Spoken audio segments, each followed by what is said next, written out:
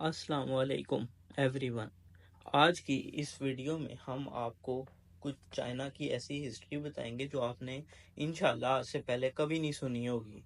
اس طرح چائنا کی ہسٹری چونکہ ہزاروں سال پرانی ہے، آپ لوگوں نے صرف یہ اب کے چائنا کی ہسٹری زیادہ سنی ہوگی، لیکن اصل میں چائنا کی ہسٹری ہزاروں سال پرانی ہے۔ چائنا میں سب سے پہلے جو ہسٹری میں آتا ہے وہ نیولتھک ایرا آتا ہے، جو کہ 8500 بی سی سے 2000 بی سی تک رہا تھا۔ چائنیز سویلائزیشن کا سب سے پہلے آغاز یلو ریور ریجن میں اور یانگٹے ریور میں ہوا تھا۔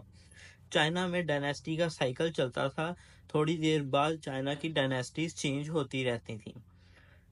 2070 بی سی میں چائنیز سویلائزیشن کی سب سے پہلی ڈائنیسٹی بنی، جس کو زیا ڈائنیسٹی کہتے تھے، اور ویسٹرن سکولر اس کو چائنا کی سویلائزیشن کی برونز ایج بھی کہتے تھے۔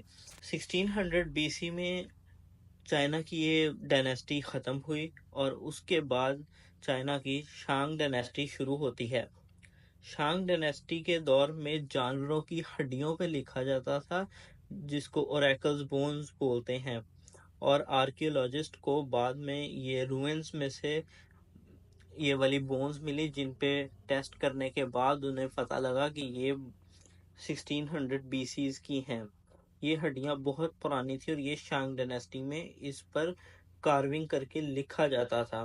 1046 بی سی میں پھر شانگ ڈائنیسٹی بھی ختم ہو گئی۔ اس کے بعد چائنیز سویلائزیشن میں ایک زاؤ ڈائنیسٹی بنی، جو چائنا کی ہسٹری کی سب سے لمبا ٹائم رہنے والی ڈائنیسٹی تھی۔ اس ڈائنیسٹی میں مینڈیٹ آف ہیون بنایا گیا، جس سے پتہ لگتا تھا کہ چائنا کا ایمپرر کون ہوگا، اور اسی طرح جس کے پاس مینڈیٹ آف ہیون ہوتا تھا وہ ہی رول کرتا تھا۔ زاؤ ڈائنیسٹی کے دور میں 722 بی سی میں سپرنگ اینڈ آٹم پیریڈ بھی آیا۔ اس میں نیو رولر کنگ پنگ بنا۔ زاؤ ڈائنیسٹی کو دوسرا فیز بھی اسے کہا جاتا ہے۔ اس میں سب سے بڑا جو انہوں نے کام کیا وہ 100 اسکول آف تھاٹس بنایا، جس میں انہوں نے ڈیفرنٹ اپنی تھاٹس رکھی، اور اس وقت ان میں سے ایک کانفیوشنزم، ٹاؤزم، لیگلزم اور موئزم تھا۔ چائنیز کلچر میں کانفیوشنزم اور ٹاؤزم بہت اہمیت رکھتا ہے۔ پھر اس کے بعد 476 بی سی میں سپرنگ اینڈ آٹم پیریڈ ختم ہوتا ہے۔ اس کے بعد پھر وارنگ سٹیٹ پیریڈز آتا ہے۔ اس میں کافی سٹیٹس بن جاتی ہیں، جن میں سے سب سے زیادہ جو بڑی رول کرنے والی سٹیٹس تھی وہ قن سٹیٹ تھی، شو سٹیٹ تھی اور چو سٹیٹ تھی۔ 256 بی سی میں کنگ زاؤ کی ڈیتھ ہوئی اور اس کے بعد زاؤ ڈائنیسٹی ختم ہو گئی۔ پھر قن سٹیٹ نے باقی دوسری سٹیٹس پر قبضہ کرنا شروع کر دیا۔ پھر اس کے بعد کنگ شو ہوانگ نے 221 بی سی میں کنگ ڈائنیسٹی بنائی اور اپنے آپ کو چائنا کا پہلا ایمپرر بنایا۔ اس نے کہا کہ میں چائنا کا سب سے پہلا ایمپرر ہوں۔ کنگ شو ہوانگ نے 6 کمیونٹیز کا سسٹم بنایا۔ اس دور میں لیگلزم کے نام پہ بہت ساری قتل و غارت کی گئی، جس میں سے سب سے زیادہ نقصان غریبوں کو ہوا، اور 90% آبادی کامنرز کی تھی، اس میں جن کو سب سے زیادہ اس دور میں سفر کرنا پڑا۔ سوشل سٹیٹس کا بنایا، جس میں لوگوں کا سوشل سٹیٹس ان کی ایج، جینڈر ہوتی تھی۔ جو تو بڑی فیملیز تھیں وہ ان کا سوشل سٹیٹس ہائر ہو جاتا تھا، جو عام آدمی تھے ان کا سوشل سٹیٹس کافی لو تھا اور ان کو بہت زیادہ مشکلات کا سامنا کرنا پڑا۔ لیکن اس دور میں اس نے 6840 کلومیٹر کی ایک ہائی وے سسٹم بنایا، جس سے وہ ڈیفرنٹ علاقوں میں ٹریول کرتا تھا۔ اور چائنا میں اس سے پہلے چھوٹی چھوٹی جنگوں سے بچنے کے لیے چھوٹی چھوٹی اینشینٹ وال بنائی جاتی تھیں۔ اس نے ان والز کو اکٹھا جوڑ کے گریٹ وال آف چائنا بنایا۔ پھر اس کے بعد 184 اے ڈی میں بغاوت ہوئی اور 208 اے ڈی میں کاؤ کاؤ نے ہان ڈائنیسٹی پر حملہ کیا، اور 222 اے ڈی میں اس کے بیٹے نے ہان ڈائنیسٹی کے ایمپرر زیان کو ہٹا کے اپنی وائٹ ڈائنیسٹی بنائی۔ اس کے مخالف شو ڈائنیسٹی اور وو ڈائنیسٹی بنی، جنہوں نے اپنی آزادی حاصل کر لی۔ پھر ان دور میں جن فیملی نے 266 اے ڈی میں وائی ڈائنیسٹی پر قبضہ کر لیا، اور پھر بعد میں باقی ڈائنیسٹیز کو بھی اکٹھا کر کے اس نے سب پر حکومت کی اور اپنی جین ڈائنیسٹی بنائی۔ پھر 304 اے ڈی میں ناردرن چائنا اور ساؤدرن چائنا کی انڈیپینڈنٹ سٹیٹس بن گئیں، اور پھر اس کے بعد 439 اے ڈی میں 16 ڈائنیسٹیز ختم ہوئیں، اور پھر اسی دور میں بودھزم کو بھی لایا گیا۔ 581 اے ڈی میں ایمپرر وین نے سوئی ڈائنیسٹی کو بنایا۔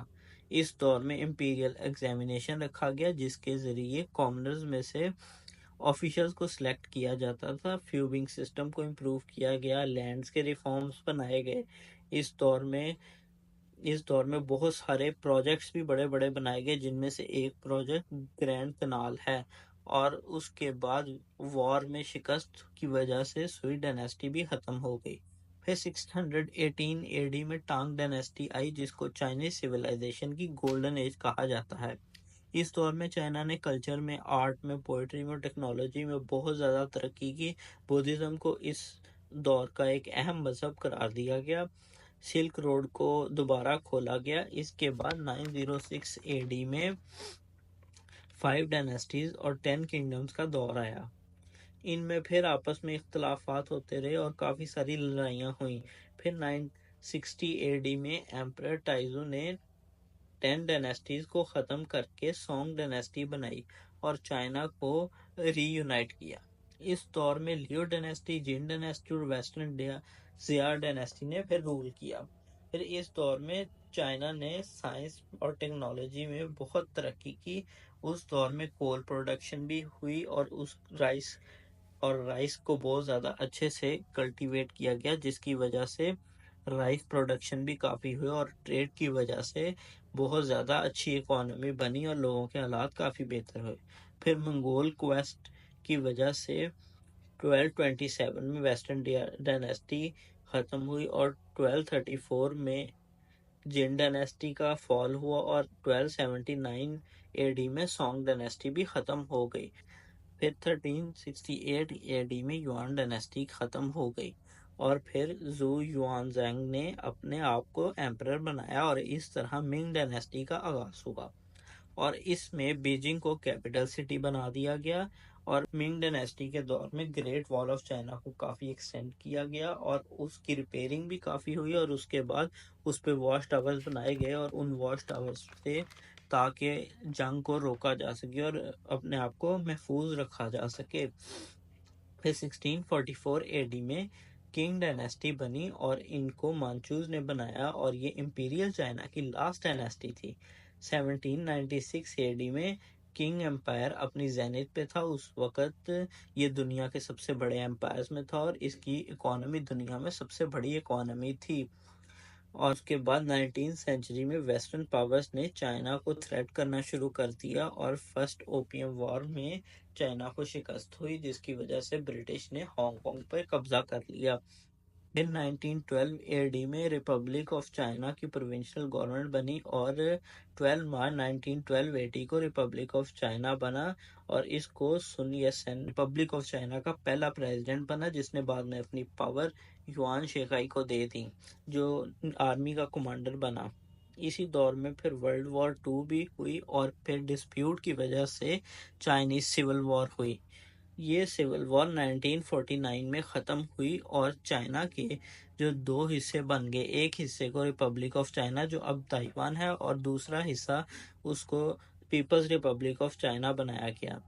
1 اکتوبر 1949 کے دن ماؤ زیڈونگ نے پیپلز ریپبلک آف چائنا کو پروکلیم کیا، اور پیپلز ریپبلک آف چائنا کو کمیونسٹ چائنا اور ریڈ چائنا بھی کہا جاتا ہے۔ چینل کو سبسکرائب کریں، ویڈیو کو لائک شیئر کریں، اور اللہ حافظ۔